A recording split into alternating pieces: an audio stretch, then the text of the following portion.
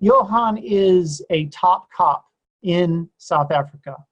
I mean, he has got special unit capabilities in rescue, riot control, deep water type stuff, you know, scuba diving, bomb threats, first aid, and he's been on international humanitarian missions as well. So this guy is the guy you call when the stuff hits the fan, basically. So yeah, he's a top cop, and he's also very young, and he's also very engaging and relaxed. So he's good with clients. He's also good with problems, I'm imagining. And you know, he's just got this great professional profile for the security services. So we've actually targeted that issue before he came, and he's got a great story. I won't ruin it. And Johan is with his better half. Her name is Hanali, and she worked as an administrator in a police office. And she coordinated things in the back office, as you do with the documents, with the verifications, with people coming in, with dealing with, you know, day-to-day issues, knowing what everyone in the office is doing and whether they're there and who to pass the phone to and all that sort of stuff. The problem always gets facilitated by someone, and that someone was Hanali. And Hanali was, I believe, in the same office as Johan as well. So that's quite cool that they got involved with, you know, each other's day at work together. But they made the big move and they came over to New Zealand. But I got a couple of calls from Johan and Hanali when they first came here. And the first call was quite different than the second call, and they were both just a day apart, I think, maybe two. I think it was a day apart. And I really wanted to have them here. I might spoil the story and go ahead and tell it, but actually, no, I think I'd just go ahead and wait for Johan and Hanali to show up. I might have to just end the show without even saying what the story is. It's such a good story.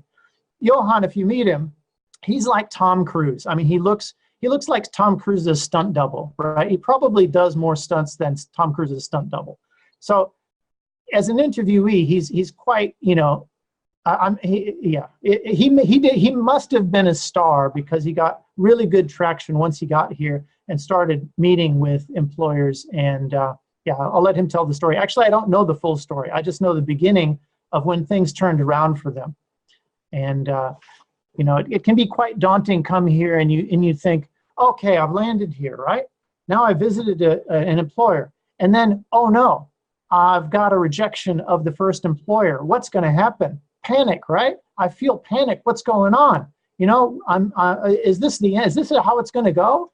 Like, no, that's not how it's going to go. It's a statistics game in a sense. You know, there's always little things that happen. You know, the thing is, we're not playing a 90%er. We're playing a 50%er. We're getting solid feedback on 50%, and then we're going another 50%. We're getting, you know, close to job offers on the second level 50. So it's like 25%. We're getting close to job offers. And a lot of it depends on the profile. A lot of it depends on your motivation. Believe me, employers are reading you. They're reading you like a book. They're reading you like a headline. They're trying to read you for the quality of work that you give out, the competence that you have in your work, and the nervousness is fine. It doesn't matter. They're trying to look through the nervousness. They're trying to figure out, is this person going to be of value to me in my company? Is this person worth my risk to hire? What are the things I need to do to mitigate my risk? I need to figure out this. Are they committed to my company? Are they competent in the role that I've got? Are they the kind of person who's going to get on well with my team? This is all very centered on the role and the employer's position in hiring you. Because if the employer makes the decision, yes, I'm going to hire you, and it doesn't work out, it's very painful if it doesn't work out. So there's a number of things to be just empathetic about with the employer. They're not just going to, you know, I'll just unmute Hanali. Oh, miracle. Hanali. You're there. Fantastic. Hanali. Okay, great. Okay, time to just take, I've got to unpin me now. We're going to have a look at both of us. Oh, here we go. Oh, that's not fair. Let's try a different one. How's that? Oh, that's just me. What's going on here? Oh, that'll have to do for now. How are you guys doing? Good in you. Fine, thanks, and Yeah, yourself? I'm doing great. Yeah, nice to have you here. So what was the secret to getting in? We just closed everything and then went back in. So and then it Okay. worked. Yeah, great, great. Okay, well, I'll take this off and we'll just have a chat. So we've got a great story. Let's get right into it. How do you want to start this, Hanali, Johan? Did you hear my introduction or not really? Yes, we did. Yeah, we heard a yes, bit of it. Yeah. Okay, Tom Cruise, was I right, guys? Come on, look at that. Yeah, all right. You guys are a great couple, Hollywood couple here in New Zealand. And you, was I right, Hanali, to say you worked in the same office as Johan? Yes, yes. For a time, yeah. Yeah, for maybe 2 years. Yeah. All right, nice. How was it? I mean, I've got a lot of questions. I'm sure everyone else does too. I'm going to be checking the chats. You guys ask questions because if you don't ask, they're not going to get asked other than what I ask. So your first impressions, how it got started. Let's talk about your first phone call to me because I told everyone that I had 2 phone calls. Let's go through that. You made a first phone call and then there was a second phone call and they were like night and day. So let's go through that. Yeah, well, when we came over, I basically had only one proper interview lined up with this company, and so when I went there, everything seemed to go well. You know, they said, okay, we'll talk to you, we'll phone you back later, but when they phoned back, they just told me that they can't employ me because I don't have a work visa. And then, you know, I thought that was my big chance. That was the best chance I had of getting a job offer. Gone. And where do I go from there? So I was pretty depressed. Yeah. So you called me up and what did we talk about? Do you remember? Just that, you know, today you get one rejection and tomorrow you go on and maybe, you know, you'll get 2 offers or you'll get more offers and then end of the day it will be a success. So, right. So after you hung up, how did things progress from that point? The same day or next day, whenever it was? well, it was just listen, okay, this did not work out, so what's plan B? Where are you going from here? And then I looked at a few companies in the Wellington area and I said, okay, this is the guys I'm going to see tomorrow. And then the next day, the very first people I went to see, then everything changed. So I just basically went to the office and say, look, I'm here. This is my CV. Do you have something for me? And yeah, they were pretty accommodating and looked and they were impressed. Very bold, very good. All right, and they were impressed. And then, so where are you sitting now? Do you want to fast forward to where you are now? We are with Hanli's brother.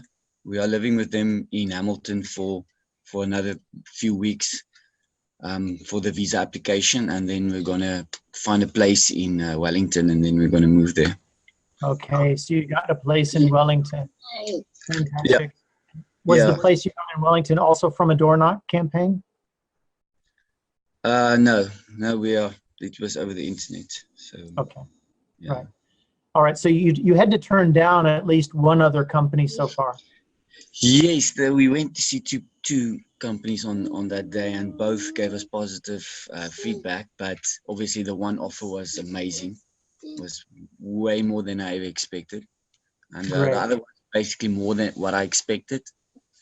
So it wasn't a difficult decision.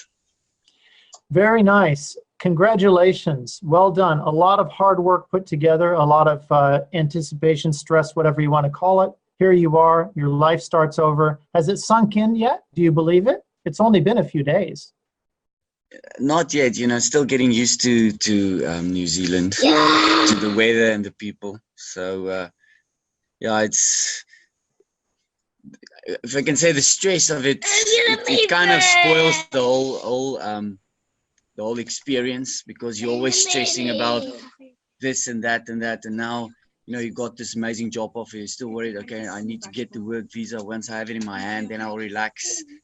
So yeah, All right. And the work visa is going to take 4 or 5 or 6 weeks or so. Is that right? yes, yeah, about Yeah. that. Okay. That's what the average is. Um, your life in South Africa was intense. Is that fair to say? Fairly, yeah, fairly. All right. You'd be called out when there's trouble, and you're basically told, your responsibilities are to manage the frontline issues.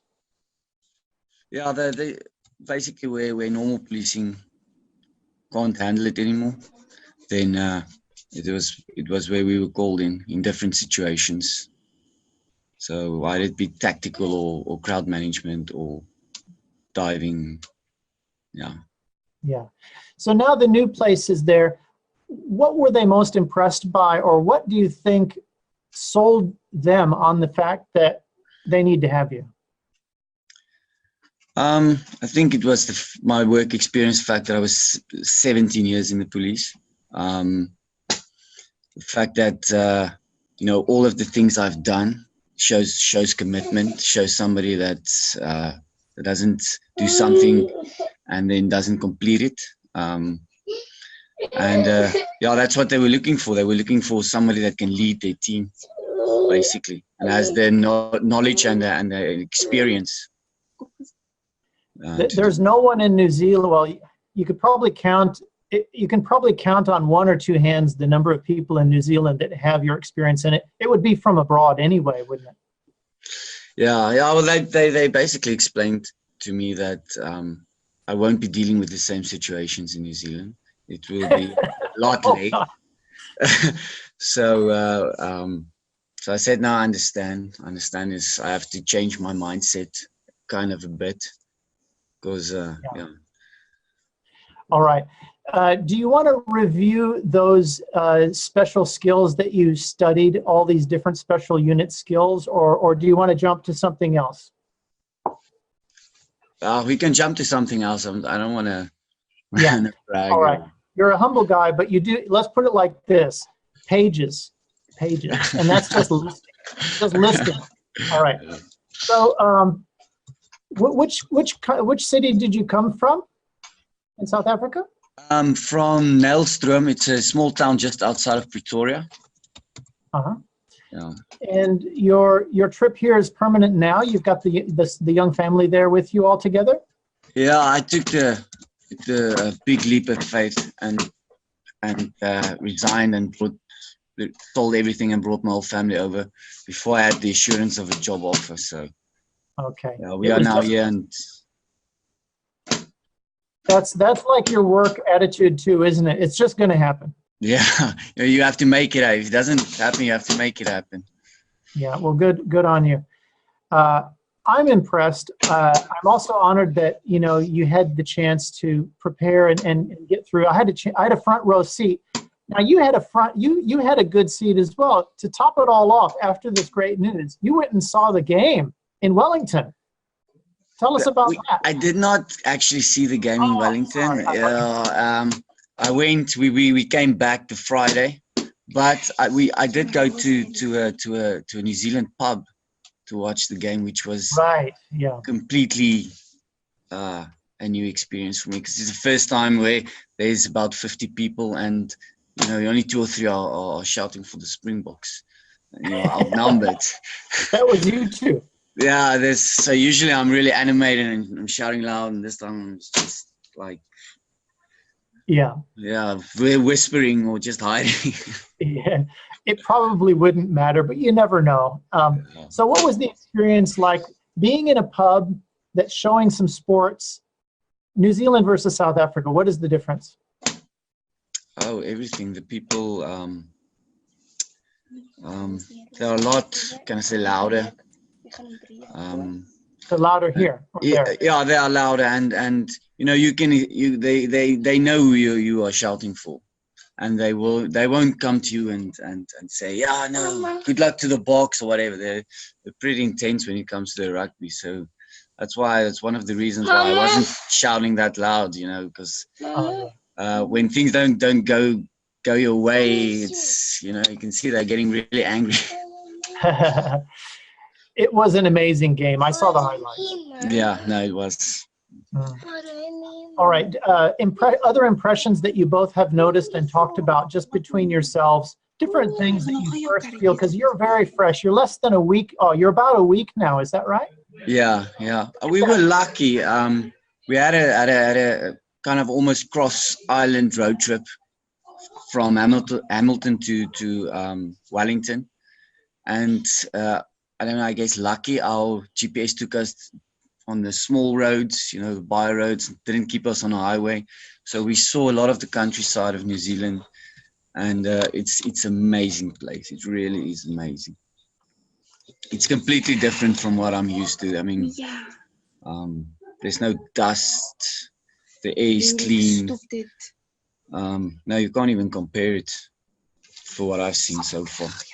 In Wellington, you won't even need a car. You can just, I mean, it depends obviously where you work, and maybe, I don't know, but many people put it this way, don't need a car in Wellington. It's so compact. Yeah. The streets are small. You can see a lot of people, they park in a specific area and then they walk or take the train or stuff like that. And then the traffic, I mean, you take it, it's the capital of New Zealand, and the traffic is not that bad. There's not a lot of cars there. Mm-hmm. Yeah. So overall, you're still a little bit on the high side. The stress is still there because there are still deadlines and question marks. Well, not really question marks, just time delays, I would hope, because the documentation should be nailed as far as it's submitted, and it's submitted correctly. You've got good people working on it. Yeah, no, I know. You just have to wait for it to come, but you know, you still have that kind of niggling feeling that, you know, something can maybe go wrong, or something. You don't have it in your hands. You don't. It's not set in stone. So yeah, I remember for me, it was the first thing was getting that permit to work, the visa, the work visa. And then the second one, of course, was the actual residency, permanent residency. Then you're home free. There's nothing that happens. And we went ahead and got the citizenship as well. We just decided, you know, we're going to do that. It's not really necessary, but we did. Yeah. Just that feeling of solid. Yeah. Well, great. Any advice you have for people coming over here who are watching this in South Africa? Are there any police units that you would advise are in really good position to come over here right now based on some things you found out? Or is it too personal at the moment? You haven't really got a sense of what the demand is. It's more like you're needed. Yeah, I haven't really focused on anything except for getting the job offer, and then just so I haven't really looked around. But if I can give advice to people, is don't listen to anybody in South Africa that's telling you this thing, they don't look at it, this thing will never work for you, don't do this. Do your own research, go to people that knows, knowledgeable people that's maybe in New Zealand, but not just any. Don't listen to, because they told me that my police qualifications won't mean anything in New Zealand. It's like I don't even have to take it or use it, and it turned out to be the thing that got me the fantastic offer. So don't give up. Just go. You know, if you want a job, if you want to go to New Zealand, if you want to get a job, you can do it. You can go there and you can make it happen. Last words, Johan. I think that's it. Thank you very much for joining. I really appreciate you coming on and sharing. I know you didn't have to do that. You have other things to do, but believe me, people do appreciate it. And, you know, you're passing it forward, you know. That's part of Thank you. Thank you very much, Dave. All right, everyone, let's just say a goodbye to Johan, and also I'll say goodbye to you all as well. It's a pleasure to do these webinars, and thank you for bringing up these ideas so that we can actually make our community come alive. It's a beautiful community, and we're bringing, tell you what, you weren't appreciated in South Africa, were you, Johan? That's the craziest thing. No, in South Africa, the things you do there, you expect, and people just worry about themselves. You know, they don't care. They don't care that if you lose somebody with incredible skill, you know, they don't care if you lose a service or you lose something. It's just they go on, they worry about themselves, what is their next promotion or their next thing. So yeah, they don't care. It sounds a little bit dog eat dog to me. Yeah, it's basically that. Yeah. It's exactly that. You're coming into a more of a community environment where things do matter, families matter, communities matter, and lifestyle, work-life balance matters. So you're gonna really be blown away by some of these differences, and I think pleasantly so. What's interesting with human beings, I mean, myself included, you know, we adjust to those easy things quite easy, and we get used to them right away, like the weather and the peace, you know, around, and you know, maybe low cost or something, not here, but you know, in other places. But then when something is hard to adjust to, like weather or aggression and things, we don't adjust well. We always remember it. We'll never adjust back to that. So coming from there to here is the easiest way to go. I know it's not everything easy, but if you take the big picture, it should be quite smooth overall. And I think that moment that we talked about with Johan before you came on, there'll be a moment in your lives, maybe you've already felt it, where there's this lift of pressure, like, I don't have the stress that I used to have. I know it happened to me because I lived in a big city. Moscow's a huge city, 15 million. I had stress there, and plus it's a bit of an aggressive society, probably not like yours, but still there's this over-the-shoulder thing. I mean, you have to have it, 360 view, you have to have it. And you had it. I know you had it, being front line. Come on, you were, I mean, it's basically military, you know, that's what it's all about. Yeah. So you're going to have this feeling of lifting, I think, both of you, that we're in a peace zone. We don't have to lock up our house even that much, you know. It's not such a. One of the big things that I did see in New Zealand is driving. The driving is so easy. I don't even get angry anymore. In South Africa, I can just drive about five kilometers, and I just want to punch somebody, or you know. So yeah, driving stress is, there's no stress here for driving. So that's, it's a courteous driving culture too, isn't it? They let you in and things like that. Yeah, it is. Well, we're here not only to sing praises, but also give good advice, and you've done both. And yeah, keep in touch. You know, when you're in Nelson, beautiful Nelson, that's what's waiting for you. We ought to put you out in that direction. You know, it's right around the corner. No, About 1 hour away. I see it. Yeah. All right. You'll see lots of things. You'll have time too to see it. Yeah. Good on you. Annalie, Johan, thank you so much. Thank you, Any Tate. last words? I'll let you sign off with the last word. Just, Don't lose faith. yeah. Just keep the faith. Yeah.